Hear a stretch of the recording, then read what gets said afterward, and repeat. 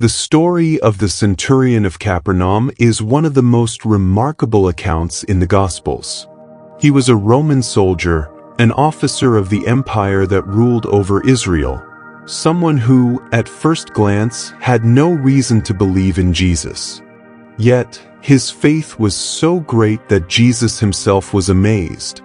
This man understood something that even the Jewish people failed to grasp: Jesus' absolute authority over everything, including disease and distance.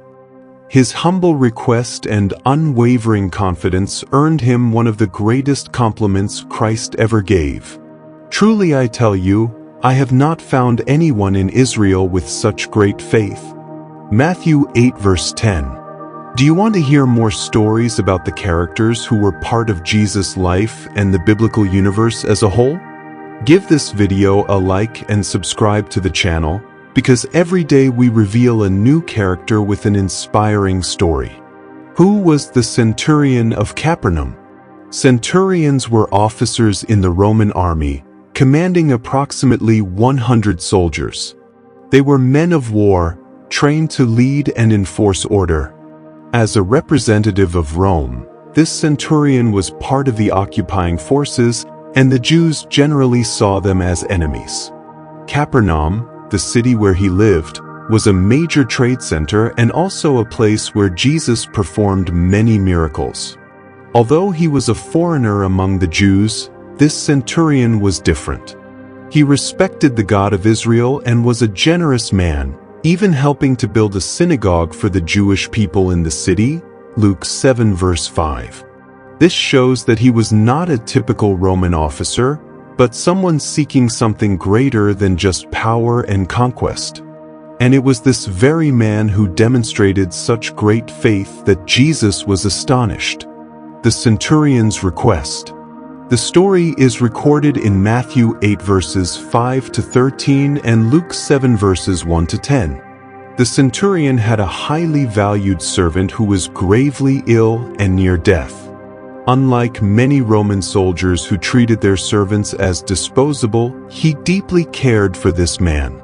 Knowing of Jesus' power, the centurion did not hesitate. He sent messengers to Jesus with an urgent plea for healing. But the way he made this request was unlike anything else in the Gospels. The centurion's humble response. When Jesus heard the request, he immediately said he would go to the centurion's house to heal the servant. But, surprisingly, the centurion responded that he was not worthy to have Jesus come under his roof. And then he said something incredible. "Lord, I am not worthy to have you come under my roof. But just say the word, and my servant will be healed." Matthew 8 verse 8. The centurion understood something profound about Jesus. He knew that Christ did not need to be physically present to perform a miracle. He recognized that Jesus' power went beyond what the eyes could see, and that his words had authority over everything.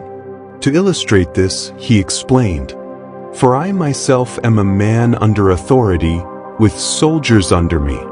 I tell one, 'Go,' and he goes, and another, 'Come,' and he comes. I say to my servant, 'Do this,' and he does it." Matthew 8 verse 9. In other words, just as he commanded his soldiers and they obeyed instantly, he knew that Jesus had the same power over any situation. If Jesus simply gave the command, the healing would happen. Jesus' astonishment. Hearing these words, Jesus was amazed. He turned to the crowd following him and declared, "Truly I tell you, I have not found anyone in Israel with such great faith." Matthew 8 verse 10. Here was a Roman officer, a foreigner, demonstrating greater faith than the people of Israel, God's chosen nation. Jesus then declared the servant healed from a distance. When the centurion's messengers returned home, they found the servant completely healed at the exact moment Jesus had spoken the words. Why was the centurion's faith so great? The centurion's faith stood out for three main reasons. 1. He recognized Jesus' authority. Oh, he understood that Jesus was not just a holy man, but the Son of God with absolute power over everything. 2. He demonstrated true humility. Oh, despite being a Roman officer, he considered himself unworthy to host Jesus in his home. 3. He trusted in Jesus' word without needing proof. Oh, he did not ask for signs or insist that Jesus come to his house. He simply believed. This is the kind of faith that moves the heart of God. Spiritual lessons from this story. The story of the Centurion of Capernaum teaches us valuable lessons about faith, humility, and trust in God. 1. We don't need to see to believe.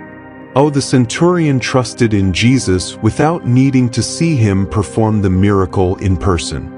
Our faith should also be like this, trusting in God's word even when we don't see immediate results. 2. True faith impresses God. Oh, Jesus was amazed at the centurion's faith. Would our faith amaze Jesus? 3. God responds to those who seek him with humility. Oh, the centurion could have demanded Jesus' help, but he approached with humility and reverence. For Jesus' power has no limits. Oh, he healed the servant from a distance. This means that nothing is beyond God's reach in our lives. 5. Faith is not limited to one group or religion. Oh, the centurion was not Jewish, yet he had more faith than many who knew the scriptures.